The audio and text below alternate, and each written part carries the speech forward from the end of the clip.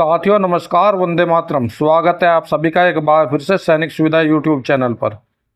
साथियों, अगर आप भी सैनिक, पूर्व सैनिक या पेंशनर हैं तो आज का वीडियो आप सभी के लिए बहुत ज़्यादा महत्वपूर्ण होने वाला है, क्योंकि साथियों आज के वीडियो में मैं ऐसे मुद्दे पर बात करूंगा जो सभी सैनिकों, पूर्व सैनिकों और सभी पेंशनर के लिए बहुत ही महत्वपूर्ण मुद्दा है।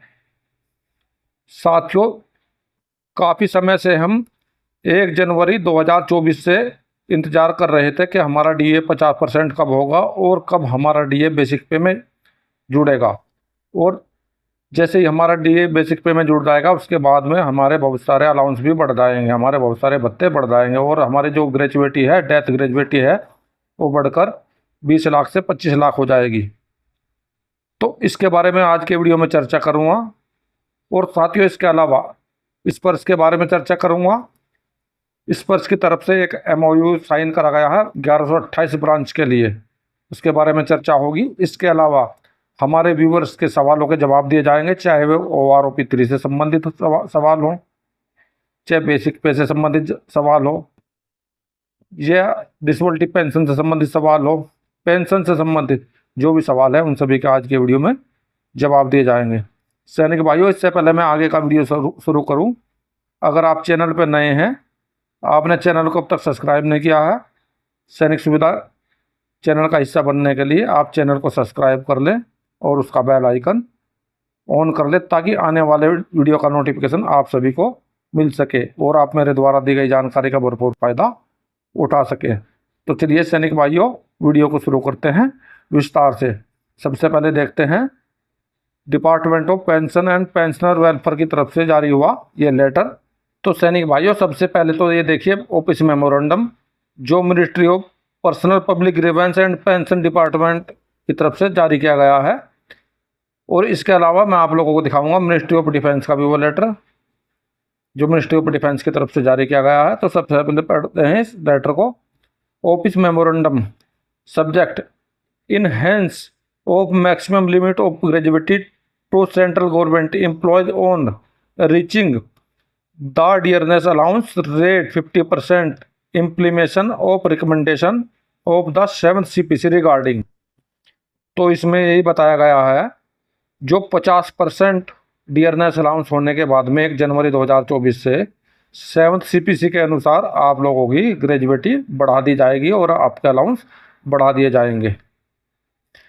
आगे लिखा है the undersign the director refer of department OM number 38/37/2016 P&PW I date 4/8/2016 regarding revision of provision pension gratuity commutation pension family pension disability pension ex gratia lump sum compensation ETC implementation of government decision recommendation 7 CPC pay commission.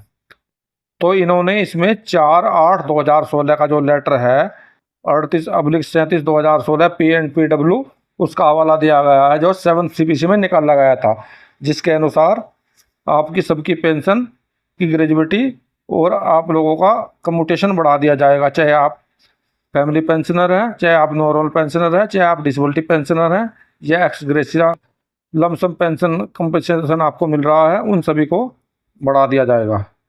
2 number में दिया है department of expenditure vide their OM number 1/1/2024 E2 B date 12/3/2024 has issue instruction regarding enhance dearness allowance rate of 40 to 50% basic pay with effect 1 जनवरी 2024। तो इन्होंने department of expenditure के उस letter का हवाला दिया गया है जो 12/3/2024 को इशू करा गया था, जिसके अनुसार डियरनेस अलाउंस 40% से 50% हो गया था और बेसिक पे इसका अफेक्ट 1 जनवरी 2024 से लागू हो गया था।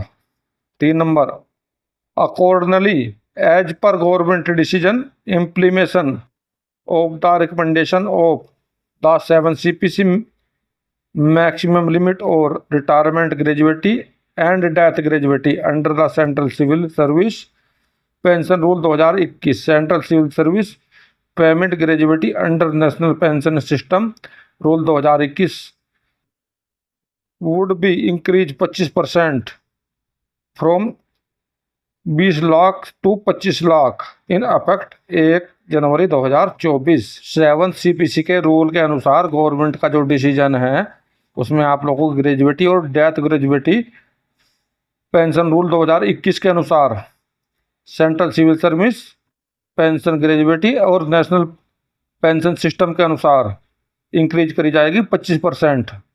जो 20 लाख थी उसे बढ़ाकर 25 लाख कर दिया जाएगा 1 जनवरी 2024 से। All ministry public department are requested the bring contents on their order be notice for controller of accounts pay account office subordinates officer under then. इसमें ऑल मिनिस्ट्री और department controller of account pay account इन सभी को notice भेजा गया है।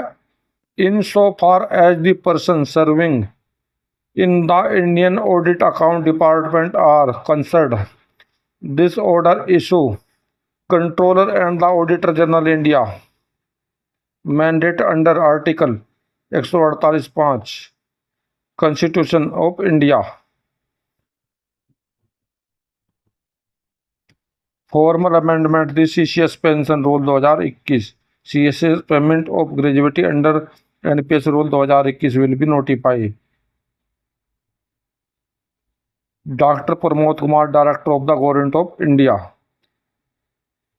2. All Ministry of Department, Government of India, Principal Director of Office, Controller and Auditor General of India, नई Delhi, Controller General Account नई Delhi, CCA central pension accounting office नई दिल्ली। तो इन सभी को इसकी कॉपी भेजी गई है जो मैंने बताया है। तो साथियों, जिस प्रकार से ये लेटर जारी करा गया है 50% डीए होने के बाद में आप लोगों की ग्रेजुएटी और आप लोगों की डेथ ग्रेजुएटी और कम्यूटेशन बढ़ाने के लिए, तो उसी प्रकार से चाहे सर्विंग हो चाहे पेंशनर हो, सभी का 50% से ऊपर डीए होने पर बेसिक पे में मर्ज किया जाएगा, जिससे आप लोगों की बेसिक पे बढ़ जाएगी और आपकी पेंशन और आपकी सैलरी में इजाफा होगा। अभी देखते हैं अगला लेटर जो स्पर्श की तरफ से जारी किया हुआ है। अगला लेटर जो है एक प्रेस रिलीज जो मिनिस्ट्री ऑफ डिफेंस की तरफ से जारी करा गया है 5 जून 2024 को 4:40 पे। इसका सब्जेक्ट है ministry of defence MOU with 4 bank on board them as Sparsh service centre across 1128 branch pan India. Ministry of defence ने 4 बैंक और 1128 ब्रांचों को इस पर से जोड़ने की एक मुहिम पर साइन किए गए हैं, एक मेमोरेंडम पर साइन किए गए हैं। Defence account department ministry of defence has sign memoranda of understanding with bank of India, Canara bank, central bank of India and Utkarsh small finance bank New Delhi to on board them Sparsh system of pension administration Raksha service central across 1128 branches for the 4 bank across the country. The MOU will be provide last mile connectivity to pensioner in remote areas where they do not technical too long on spurs. This service center become the interface pensioner spurs providing effective medium update profile register grievance digital annual identification data verification beside facing information regarding their monthly pension accesses to the centers would be provided free of cost, normal service charge being borne by DAD. With MOU spurs service would be available in the 26,000 branch or the total of 15 bank across country. This addition 199 decided service the center DAD more than 1.75 lakh common service center across country. Spurs initiative the Ministry of Defense with the aims to provide comprehensive solution to the defence pensioner, it is the fundamental of charge managing defense pensioner as in the focus on the bringing in the efficiency, provision and transparency। अब इसका अर्थ मैं आप लोगों को हिंदी में बताता हूँ। रक्षा मंत्रालय ने देश भर में 1128 शाखाओं में स्पर्श सेवा केंद्र खोलने के लिए 4 बैंकों के साथ समझौता ज्ञापन पर हस्ताक्षर किए। रक्षा मंत्रालय के रक्षा लेखा विभाग ने नई Delhi bank of India, Canara bank, central bank of India और उत्कर्ष स्मॉल बैंक फाइनेंस बैंक के साथ में समझौता ज्ञापन पर हस्ताक्षर किए हैं ताकि देश भर के इन चारों बैंकों की 1128 शाखाओं में स्पर्श पेंशन प्रशासन प्रणाली सेवा केंद्र के रूप में उन्हें शामिल किया जा सके। ये समझौता ज्ञापन पेंशन भोगियों को अंतिम छोर तक कनेक्टिविटी प्रदान करेंगे, खासकर दूर दराज के इलाकों में जहां उनके पास स्पर्श लॉगिन करने की तकनीक साधन नहीं है। ये सेवा स्पर्श केंद्र के पेंशन भोगियों के लिए इंटरफेस बनाएगी और उन्हें प्रोफाइल अपडेट करने के लिए, शिकायत दर्ज करने के लिए डिजिटल वार्षिक पहचान पत्र, डेटा सत्यापन के अलावा उनकी मासिक पेंशन के बारे में विस्तृत जानकारी प्राप्त करने के लिए एक प्रभावी माध्यम प्रदान करेंगे। इन केंद्रों तक पहुंच निःशुल्क प्रदान की जाएगी, जिनका नामात्र सेवा शुल्क डीडी द्वारा वहन किया जाएगा। इन सहमति पत्रों के साथ इस पर सेवा देश भर में कुल 15 बैंकों की 26,000 से अधिक शाखाओं में उपलब्ध होंगी। यह डीडी के केवल 199 समर्पित सेवा केंद्रों और देश भर में 3.75 लाख से अधिक कॉमन सर्विस सेंटरों के अतिरिक्त है। रक्षा मंत्रालय की पहल इन उद्देश्यों को रक्षा पेंशन भोगियों को व्यापक प्रावधान प्रदान करना है और यह रक्षा पेंशन प्रबंधन के एक मौलिक बदलाव है, क्योंकि दक्षता, जवाबदेही और पारदर्शिता लाने के लिए केंद्रित है। तो सैनिक भाइयों, कुल मिला के जो रक्षा पेंशन प्रणाली है उसको मजबूत करने का सरकार का काफ़ी बड़ी मुहिम है और उसके लिए सरकार ने जवाबदेही और पारदर्शिता लाने के लिए यह प्रणाली शुरू की है। अभी लेते हैं अपने व्यूवर्स के कुछ सवालों के जवाब। पढ़ता हूँ पहला कमेंट। जय हिंद सर, टीएस नायक 15 साल पेंशन कितना होता है? तो मैं आपको बता देना चाहता हूँ, टीएस नायक या नायक सभी का 15 साल से लेकर 17 साल तक सभी का पेंशन बिल्कुल बराबर होता है। और OROP 3 में जो इनका पेंशन बनेगा, पेंशन का बेसिक पे बनेगा, वो बनेगा 22,151 रुपये।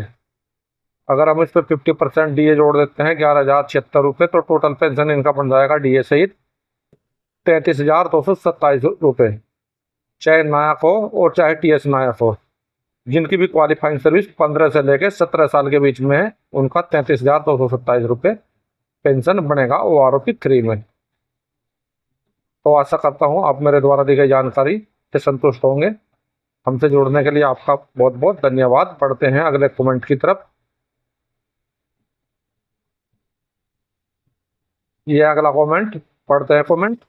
सर प्लीज बताएं कि सूबेदार रैंक में 28 साल सर्विस, एक्स ग्रुप 2008 में रिटायर हुए हैं, आज फैमिली पेंशन कितना मिलेगा बताएं सर प्लीज। तो आप 28 ईयर सूबेदार रैंक का फैमिली पेंशन पूछना चाहते हैं। तो 28 ईयर सूबेदार रैंक का जो फैमिली पेंशन होगा OROP 3 में, उनका बेसिक पे हो जाएगा 18,971 रुपये। और इसमें 50% के हिसाब से जो डीए लगेगा, और डीए बनता है इनका 9886 रुपये। टोटल पेंशन बढ़ेगा इनका 28,857 रुपये। यह है फैमिली पेंशन का सूबेदार रैंक का। तो आशा करता हूँ आप भी मेरे द्वारा दी गई जानकारी से संतुष्ट होंगे। हमसे जुड़ने के लिए आपका भी बहुत बहुत धन्यवाद।